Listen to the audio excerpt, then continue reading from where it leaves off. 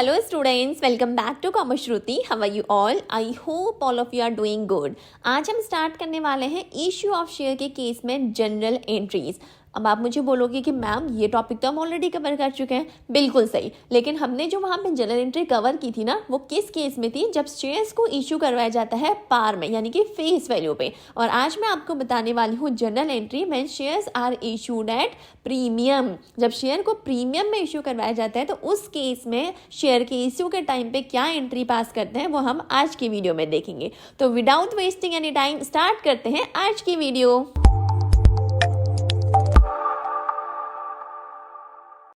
सबसे पहली चीज आपको ये पता होनी चाहिए कि जो शेयर्स हैं इनको पार वैल्यू पे भी इशू करवाया जा सकता है और प्रीमियम पे भी इशू करवाया जा सकता है. अब ये पार और प्रीमियम होता क्या है, देखो एक एग्जाम्पल से आपको समझाती हूँ.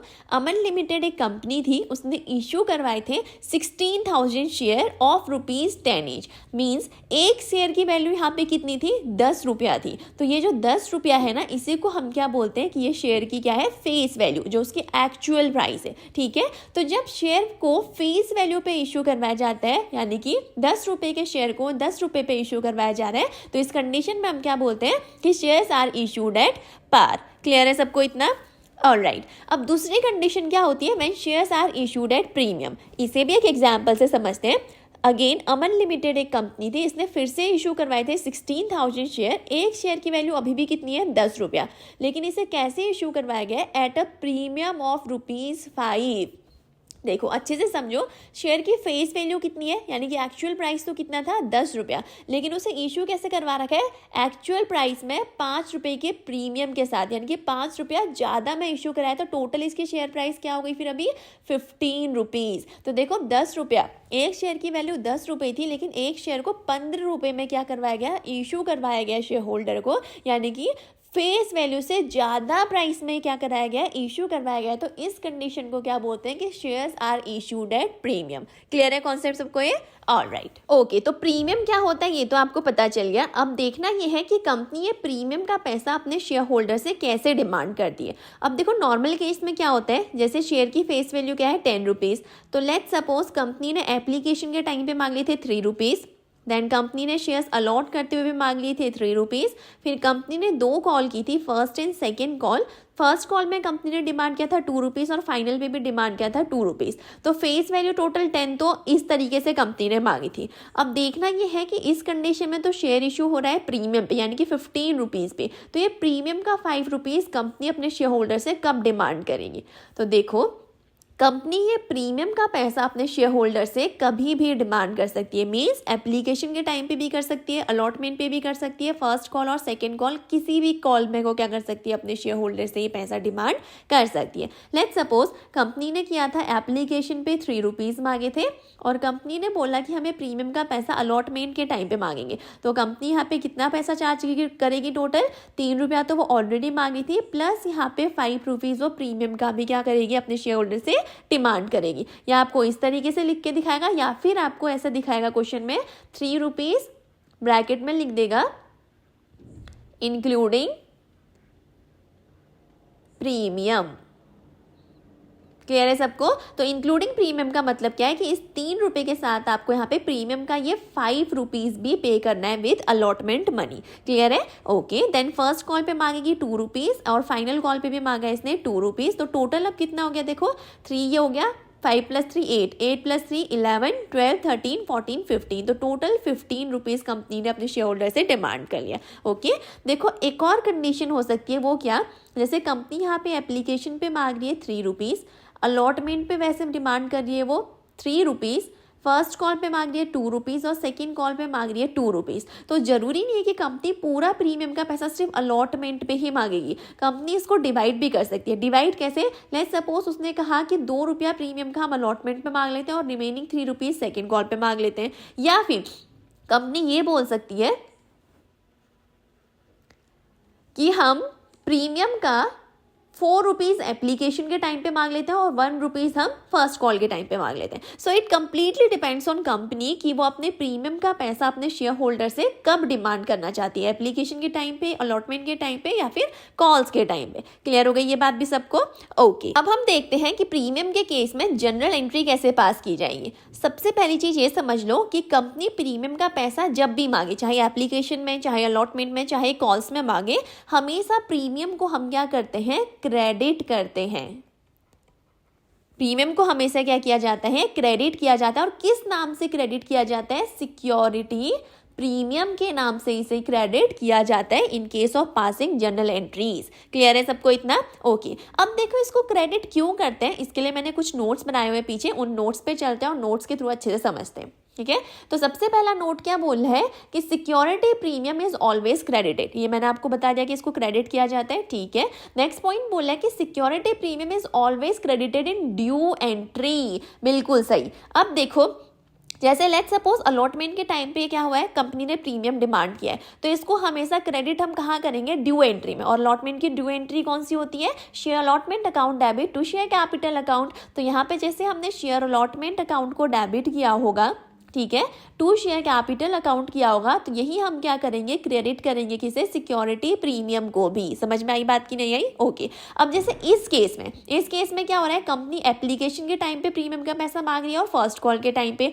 तो हमें 2 बार सिक्योरिटी प्रीमियम को क्रेडिट करना होगा। पहले कब, एप्लीकेशन की ड्यू एंट्री में। तो एप्लीकेशन की ड्यू एंट्री क्या होती है, share application account debit to share capital account to security premium account will be the general entry.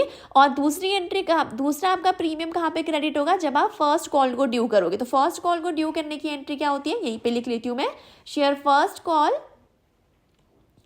Account debit to share capital account, और यहीं पे हम क्या करेंगे, सिक्योरिटी प्रीमियम अकाउंट को भी क्रेडिट करेंगे। समझ में आ गया ना सबको ये पॉइंट?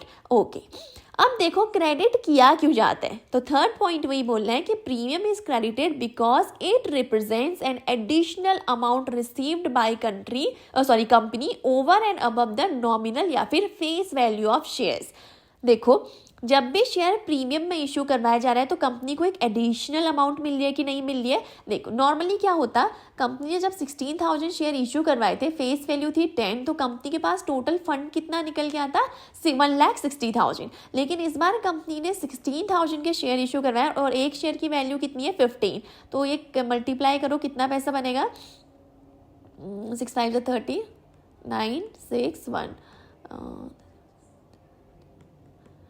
3,50,000। अगर कैलकुलेशन में कोई मिस्टेक हुई हो तो माफ करना, भूल चुक। ठीक है, तो देखो कंपनी अगर फेस वैल्यू पे शेयर इशू करवाती तो उसके पास कैपिटल कितनी निकल के आती, 1,60,000। लेकिन कंपनी ने यहाँ पे प्रीमियम पे शेयर इशू करवाया तो कंपनी के पास ज़्यादा कैपिटल आ रही है ना, जो नॉर्मल कैपिटल आनी चाहिए थी उससे ज़्यादा की कैपिटल आ रही है। तो यहाँ पे एडिशनल पैसा आ रहा है कि नहीं आ रहा है, बिल्कुल यहाँ पे एडिशनल पैसा आ रहा है। ले तो इस एडिशनल पैसे को हम यहाँ पे क्या ट्रीट करते हैं कि ये कंपनी को क्या हो रखा है, अमन लिमिटेड को यहाँ पे कैपिटल प्रॉफिट हो रहा है। और हमने रूल पढ़ा था 11th में बहुत अच्छे से कि credit all incomes and gains. इसीलिए हम यहाँ पे जितनी बार भी सिक्योरिटी प्रीमियम आ रहा है उस प्रीमियम को हम क्या कर रहे हैं, क्रेडिट कर रहे हैं, क्योंकि ये क्या माना जाता है कि ये कैपिटल प्रॉफिट है। समझ में आई बात की नहीं आई अब? ठीक है, तो रोड लर्निंग की बिल्कुल भी जरूरत नहीं है यहाँ पे। आपको पता है कि जब भी शेयर प्रीमियम पे इशू हो रहा है वो फेस वैल्यू से ज़्यादा पे इशू हो रहा है तो कंपनी के पास एडिशनल अमाउंट आ रही है। और क्योंकि ये कैपिटल प्रॉफिट है तो जहाँ पे भी प्रीमियम की अमाउंट हमें रिसीव हो रही है या कंपनी ने जहाँ पे भी प्रीमियम की अमाउंट डिमांड की है वहाँ पे हमें सिक्योरिटी प्रीमियम अकाउंट को क्रेडिट करना है। जैसे कि मैंने आपको यहाँ पे 3 केसेस समझा दिए। ठीक है, ओके। अब एक और रूल है जो समझना है, ये भी बहुत इंपॉर्टेंट रूल है, that is in the absence of any information about when the security premium is paid और demanded by the company in the question, it is assume that the premium is paid with the allotment money. बहुत important point है। देखो क्या बोल रहा है यहाँ पे, तो आपको साफ साफ क्वेश्चन में इन्फॉर्मेशन गिवन है कि हमने प्रीमियम का पैसा अलॉटमेंट पे मांगा है, जैसे कि इस केस में, और यहाँ पे हमें गिवन है कि हमने प्रीमियम का पैसा एप्लीकेशन में और फर्स्ट कॉल में मांगा है। लेकिन कभी कभी आपको सिचुएशन देखने को मिलेगी जहाँ पे क्वेश्चन में कुछ भी मेंशन नहीं होगा कि प्रीमियम का पैसा कहाँ पे डिमांड किया गया है। तो उस केस में आप हमेशा क्या एज्यूम करेंगे कि प्रीमियम का पैसा अलॉटमेंट के टाइम पे मांगा गया है। क्लियर है सबको ये बात की नहीं है? ओके, तो बढ़े आगे। ये सारे इंपॉर्टेंट नोट्स हैं, आप यहाँ पे वीडियो पॉज करके इसका स्क्रीनशॉट ले लो। ये सारे आपके फिंगर टिप्स में होने चाहिए, क्योंकि अगर ये ध्यान में नहीं रहेंगे तो आपको जनरल एंट्री में प्रॉब्लम आएगी। ठीक है, ओके। तो अब हम बढ़ते हैं फाइनली जो हमारा आज का टॉपिक है, that is journal entries when shares are issued at premium. तो देखो यहाँ पे क्या क्या केसेस हो सकते हैं। If premium is receivable along with application, मतलब पहले हम देखेंगे अगर एप्लीकेशन के टाइम पे प्रीमियम रिसीव हो रहा है तो एंट्री क्या होगी। सेकेंड हम देखेंगे अलॉटमेंट के टाइम पे रिसीव हो रहा है, देन थर्ड फर्स्ट कॉल के, और देन फाइनली सेकेंड और फाइनल कॉल के टाइम पे अगर प्रीमियम रिसीव हो रहा है तो एंट्री क्या होगी। अब ये भी आपको बहुत अच्छे से पता है, एंट्री तो हम ऑलरेडी कर चुके हैं। मैंने आपको एक चीज़ बताई कि जब भी प्रीमियम पे शेयर इशू करवाए जाएंगे तो क्या होगा, हमारा सिक्योरिटी प्रीमियम अकाउंट क्रेडिट होगा। समझ में आ गई थी ना इतनी बात तो सबको। और एक और चीज़ बताई थी मैंने कि सिक्योरिटी प्रीमियम अकाउंट क्रेडिट होगा, और कहाँ पे क्रेडिट होगा, ड्यू वाली एंट्री पे क्रेडिट होगा। तो लेट्स सपोज अगर प्रीमियम रिसीव हो रहा है अलॉन्ग विथ एप्लीकेशन, तो पहली एंट्री तो नॉर्मल रहेगी, bank account debit to share application account being application money received. लेकिन जो सेकेंड एंट्री है, जहाँ पे हम क्या कर रहे हैं, एप्लीकेशन का पैसा शेयर कैपिटल में ट्रांसफर कर रहे हैं, वहाँ पे हम क्या करेंगे, सिक्योरिटी प्रीमियम अकाउंट को क्रेडिट करेंगे। एक और लूप होल बताऊँ, जहाँ पे भी आप शेयर कैपिटल लिख रहे हो ना, उसी साइड पे सिक्योरिटी प्रीमियम आता है। देखो यहाँ पे हमने क्या किया, एप्लीकेशन के टाइम पे क्योंकि प्रीमियम का पैसा मिल रहा था, हम प्रीमियम को कब क्रेडिट करते हैं, ड्यू एंट्री पे क्रेडिट करते हैं। तो यहाँ पे क्या लिखा हमने, share application account debit to share capital account to security premium account being share application money transfer to share capital and security premium account. ठीक है, तो देखो एप्लीकेशन के टाइम पे हमें पूरा प्रीमियम मिल चुका है। तो इसके बाद की जो भी एंट्रीज होगी ना, जैसे अगली एंट्री किसकी होगी, अलॉटमेंट की होगी, वो बिल्कुल नॉर्मल रहेगी। क्या होती है एंट्री, पहले की इसकी होती है due share allotment account debit to share capital account, और दूसरी एंट्री क्या होती है, बैंक टू शेयर अलॉटमेंट। फिर नेक्स्ट एंट्री हम करेंगे, अगर हमने फर्स्ट कॉल की है तो फर्स्ट कॉल की क्या एंट्री आएगी, share first call account debit to share capital account due करने की एंट्री, और सेकेंड एंट्री क्या आ जाएगी, bank to first call account. Clear है सबको इतना।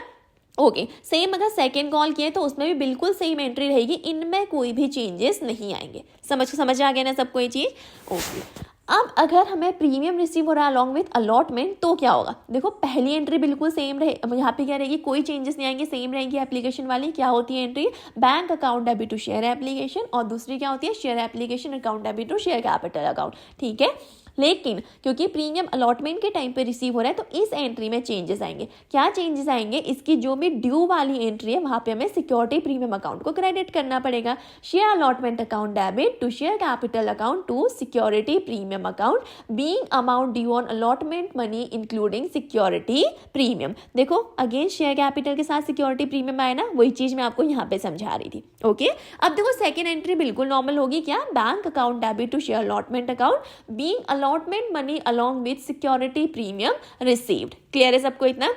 इसके बाद की फर्स्ट कॉल की और सेकंड कॉल की एंट्री भी बिल्कुल नॉर्मल होगी, उसमें कोई प्रीमियम वगैरह से कोई लेना देना नहीं होगा।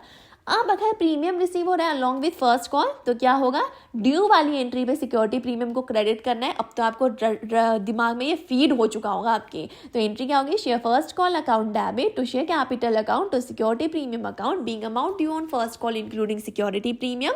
दूसरी एंट्री क्या होगी, फर्स्ट कॉल को रिसीव करने की, bank account debit to share first call account being first call money along with security premium received. Okay, अगर प्रीमियम रिसीव हो रहा है along with second and final call तो एंट्री क्या होगी, पहले हम share second and final call को ड्यू करते हैं, और ड्यू के टाइम पे हम क्या करते हैं, सिक्योरिटी प्रीमियम अकाउंट को क्रेडिट करते हैं। तो share second and final call account को डेबिट करेंगे, to share capital account credit होगा, सिक्योरिटी प्रीमियम अकाउंट को भी क्रेडिट कर देंगे, being amount due on second and final call including security premium. Second entry क्या होती है, सेकेंड और फाइनल कॉल को रिसीव करने की, तो entry will be bank account debit to share second and final call account being second and final call money along with security premium received. तो ये है हमारी general entries when shares are issued at premium. तो देखो जहाँ पे भी premium होगा ना, सिर्फ उसी एंट्री में चेंज आएगा, उसके पहले या फिर उसके बाद की एंट्री में कोई चेंज नहीं आएगा। जैसे अलॉटमेंट के केस में एप्लीकेशन की एंट्री बिल्कुल सेम रही थी, फर्स्ट और सेकंड कॉल की एंट्री में भी कोई चेंज नहीं आया। और अगर फर्स्ट कॉल के टाइम पे प्रीमियम मिल रहा है आपको तो एप्लीकेशन की एंट्री बिल्कुल सेम रहेगी जो होती है, अलॉटमेंट की भी बिल्कुल सेम रहेगी।